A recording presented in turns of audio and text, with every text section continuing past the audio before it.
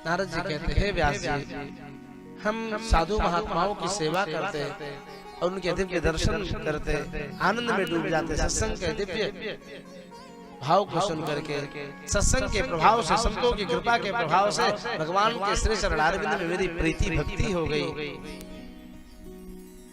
संत दरस जिमि पातक टरई, भगवान के चरणों में भक्ति योग जग गया, मैं आनंद में डूबने लगा। लेकिन 4 महीने का समय जब बीता, साधु महात्मा अपना दंड कमंडल लोटा सोटा सब बिठियाने लगे। बाबा बाबा कहाँ जा रहे हो? मैं जा रहा हूँ तीर्थाटन के लिए बेटा, भ्रमण करने जा रहा हूँ। क्योंकि बहता हुआ पानी और रमता हुआ जोगी विशुद्ध होता है। पानी जहाँ पर भर जाएगा तो कुछ दिन के बाद उसमें दोष आ जाएगा, सड़ जाएगा पानी, बदबू आ जाएगी, कीड़े पड़ जाएंगे। इसी प्रकार से साधु महात्मा को एक स्थल पर बहुत ज्यादा समय तक नहीं रहना चाहिए। संसार विचित्र है, भले ही वो परम अच्छी स्थिति पर है, भगवत भक्त है, ब्रह्म तत्व के अनुभूति करते हैं। संसार बड़ा विचित्र है। किसी एक स्थल पर कोई साधु महात्मा रहने लगे तो गांव के लोग जाकर उनको परेशान करेंगे। भैया हमारी कुंडली देखो, बेटा मेरा लड़ाई झगड़ा करता है, आदि आदि, मेरी बहू नहीं ठीक है, मेरी नौकरी कब लगेगी, आदि आदि परेशान करेंगे।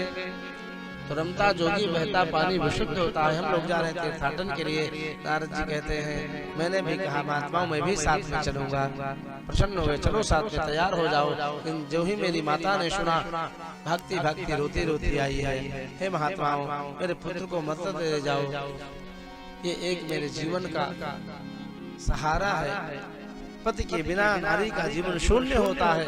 विधवा नारी यदि जीवन बिताती है तो अपने पुत्र के मुखारविंद को देख करके जैसे तैसे दुख में जीवन को बिताती है।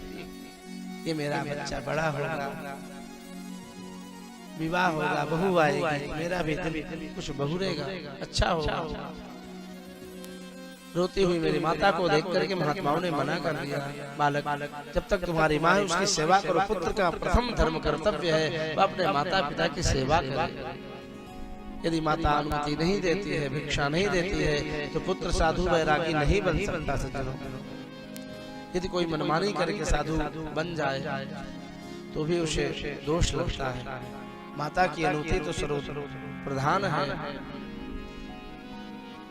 मैं रोने लगा, नहीं नहीं मुझे तो बाबा बनना है, मैं साथ में चलूंगा, भजन करूंगा। भजन के रस को पाया। तो एक बात तो है, उमा राम सुभाव जे जाना, ताहि भजन तज भावन आना। जो व्यक्ति एक बार भगवान के कथा सत्संग भजन का रसास्वादन को पा लेता है ना, उसे घर गृहस्थी की झंझट अच्छी ना लगे। उदाहरण के लिए हमारे पास में सुदामा जी, तिवारी जी, करछना वाले बैठे हैं, लाल पगड़ी वाले बाबा, राधे राधे। ऐसे दिव्य भागवत की कथा सत्संग और सेवा का आनंद इनको मिलता है। घर में क्या हो रहा क्या नहीं हो रहा इससे कुछ लेना देना नहीं है। आनंद में डूबे रहते भगवान के भजन सत्संग में। सज्जनों, महात्माओं ने कहा बालक जब तक तुम्हारी माँ है तब तक तुम गृहस्थाश्रम में रहो, उनकी सेवा करो, ये पुत्र का प्रथम कर्तव्य है। जब माता नहीं रहेगी तब तुम साधु बन जाना। मैं रो रहा था, मुझे उन्होंने सांत्वना के लिए एक मंत्र दिया दिव्य, पुत्र बेटा इस मंत्र को जपना, इस मंत्र के प्रभाव से भगवान नारायण की कृपा होगी। अद्भुत दिव्य मंत्र दिया उन्होंने। नमो भगवते तस्मै वासुदेवाय वेधसे। दिव्य चतुर्व्यूह नारायण का मंत्र दिया सज्जनों। नमो भगवते तुभ्यं वासुदेवाय धीमहि प्रद्युम्नाय निरुद्धाय नमः संकर्षणाय च। ध्यान देना, इस मंत्र में चतुर्व्यूह का वर्णन है, इसीलिए 2 अवतार परिपूर्ण कहे गए हैं मिश्रा जी। तो 2 अवतार में ही चतुर्व्यूह भगवान का आता है, एक श्री रामावतार और एक श्री कृष्णावतार में। रामावतार में 4 व्यूह कौन कौन है? राम, लखन, भरत और शत्रुघ्न। और कृष्णावतार में श्री कृष्ण, बलभद्र, प्रद्युम्न और अनिरुद्ध, ये चतुर्व्यूह कहलाए। परिपूर्णतम अवतार है ये दोनों भगवान का। उसी मंत्र को मैं जपने लगा, भगवान के चरणों में मेरी प्रीति बढ़ने लगी। मेरी माता आकर के बाधा देती है, बेटा चलो माला वाला रख दो, चलो गाय को पानी पिलाओ, गोबर हटाओ, आदि आदि कर्म करो, ऐसे रोटी थोड़ी कोई देने वाला है बिना काम किए। मेरी माता भजन में बाधा कर रही है। एक दिन की बात है कि बड़ी विचित्र घटना घटी। सायंकाल गोधूली की वेला में मेरी माता गोदोहन के लिए पात्र लेकर के गौशाला की तरफ जा रही थी। बूढ़ी अवस्था, ठीक से सूझो देखो ना, रास्ते में एक भयंकर सर्प जा रहा था, काला काला नाग जा रहा था। मेरी माता का चरण उसके ऊपर पड़ गया, तत्क्षण उसने डस लिया और मेरी माता पछाड़ करके गिरी और अंत हो गया उसका, राम नाम सत्य हो गया, मर गई।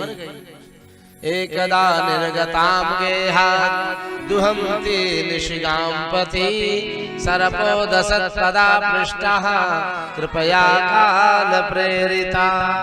काल की प्रेरणा से सर्प ने दंशन कर लिया। काफी समय तक जब माता गौशाला से नहीं लौटे तो मैं चिंतातुर होकर के खोज करने के लिए गौशाला की तरफ जा रहा था, तो मार्ग में मरी हुई माता मिली। ऐसा मैंने सुना है, यदि सर्प दंशन कर ले किसी व्यक्ति को और 3 घंटे के अंदर यदि उचित उपचार हो गया तो वो बच सकता है औषधि के द्वारा, दिव्य विद्या औषधि आदि के द्वारा। लेकिन यदि 3 घंटे तक ध्यान नहीं दिया गया, विष पूरे शरीर में फैल जाएगा, तो किसी भी उपाय से बचाना मुश्किल है सज्जनों। मैंने भगवान की परम कृपा मानी, मैं दुखी नहीं हुआ कि माता मेरी मर गई। यही तो सच्चे भक्त का लक्षण है। जिस किसी भी स्थिति में भगवान रखे उसमें भगवान की कृपा का अवलोकन करना चाहिए। सुख का समय हो, दुख का समय हो, आपत्ति आए चाहे विपत्ति आए, सम मन होना चाहिए। सुख के समय हम गदगद रहे, मौज करें, और दुख का समय आए तो भगवान को खरी खोटी सुनाए, ये उत्तम भक्त का लक्षण नहीं है सज्जनों। अब वो सभी धीर उदार कहा, वही व्यक्ति धीर है, बुद्धिमान है, जो जिस परिस्थिति में रहे उसी स्थिति परिस्थिति में भगवान की परम कृपा का अवलोकन करे। तत्तेनुकंपां सुसमीक्षमाणो मुञ्जानैवात्मकृतं विपाकम् हृदवाग्वपुरभिर्विदधन् नमस्ते जीवेतयो मुक्तिपदे सदाय भाव। ब्रह्मा जी ने भगवान नारायण की स्तुति करते हुए ये बात बड़े प्रेम से भाव से कही है सज्जनों। जिस किसी भी स्थिति में भक्त हो, भगवान की सुसमीक्षमाणो, सु और सम उपसर्ग लगा है ईक्षमाणो में देखने में, पूरी तरह से भगवान की परम दिव्य कृपा का अवलोकन करे। ऐसा नहीं कि जब सुख का समय है तब भगवान के ऊपर हम प्रसन्न रहे और दुख के बेला आए तो उसे झगड़ने लगे, बहस करने लगे। ये सच्चे भक्त का लक्षण नहीं कहा गया है सज्जनों। तभी तो भक्त लोग गाते हैं भगवान ने कितनी कृपा की है, उस दाता ने कितनी कृपा की है।